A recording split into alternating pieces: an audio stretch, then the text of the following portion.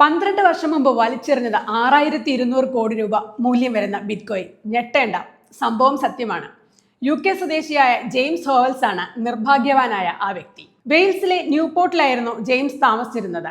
2013 ഇയാൾ തന്റെ ഉപയോഗശൂന്യമായ സാധനങ്ങൾ ഒഴിവാക്കാൻ ജീവിത പങ്കാളിയോട് ആവശ്യപ്പെട്ടു.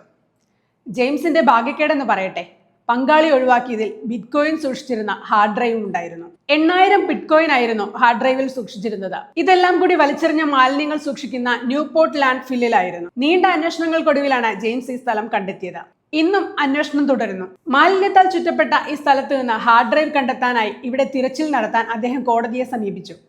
UK നിയമപ്രകാരം വലിച്ചെറിയുന്ന വസ്തുക്കൾ പ്രാദേശിക കൗൺസിലിന്റെ സ്വത്തായി മാറും, അതെത്ര വിലപിടിപ്പുള്ളതാണെങ്കിലും. ഹാർഡ് ഡ്രൈവ് കണ്ടുകിട്ടിയാൽ കമ്മീഷൻ നൽകാമെന്ന് ജെയിംസ് വ്യക്തമാക്കിയെങ്കിലും പ്രാദേശിക ഭരണകൂടവും കോടതിയും ഇത് മുഖവിലക്കെടുത്തില്ല. ജെയിംസ് ഹോവൽസിന്റെ ബിറ്റ്കോയിൻ അടങ്ങിയിരിക്കുന്ന ഹാർഡ് ഡ്രൈവ് ഏകദേശം 1.4 ദശലക്ഷം ടൺ മാലിന്യത്തിന് അടിയിൽപ്പെട്ടിരിക്കാമെന്നാണ് കണക്ക്. ജെയിംസിനോട് അന്വേഷണം അവസാനിപ്പിക്കാൻ അടുത്തിടെ കോടതി ആവശ്യപ്പെട്ടു. ഒരു നിമിഷത്തെ അശ്രദ്ധ മൂലം ശതകോടികളുടെ സ്വത്ത് കൈവിട്ടു പോയതിന്റെ വിഷമത്തിലാണ് ജെയിംസ്. ബ്ലോക്ക് ചെയിൻ സാങ്കേതിക വിദ്യയും കമ്പ്യൂട്ടർ കോഡുകളും മറ്റും ഉപയോഗിച്ച് നിർമ്മിച്ച ഡിജിറ്റൽ വിർച്വൽ സാങ്കല്പിക കറൻസികളാണ് ക്രിപ്റ്റോ കറൻസികൾ. ലോകത്തിലാകെ 1000-ലധികം ക്രിപ്റ്റോ കറൻസികൾ ഉണ്ടെന്നാണ് കരുതുന്നത്. ഇതിൽ ഏറ്റവും സ്വീകാര്യതയുള്ളതും ഉയർന്ന വിലയുള്ളതും ബിറ്റ്കോയിൻ ആണ്. ഡൊണാൾഡ് ട്രംപ് US പ്രസിഡന്റായി സ്ഥാനമേറ്റതോടെ ബിറ്റ്കോയിൻ പുതിയ റെക്കോർഡുകൾ കീഴടക്കുമെന്നാണ് നിഗമനം.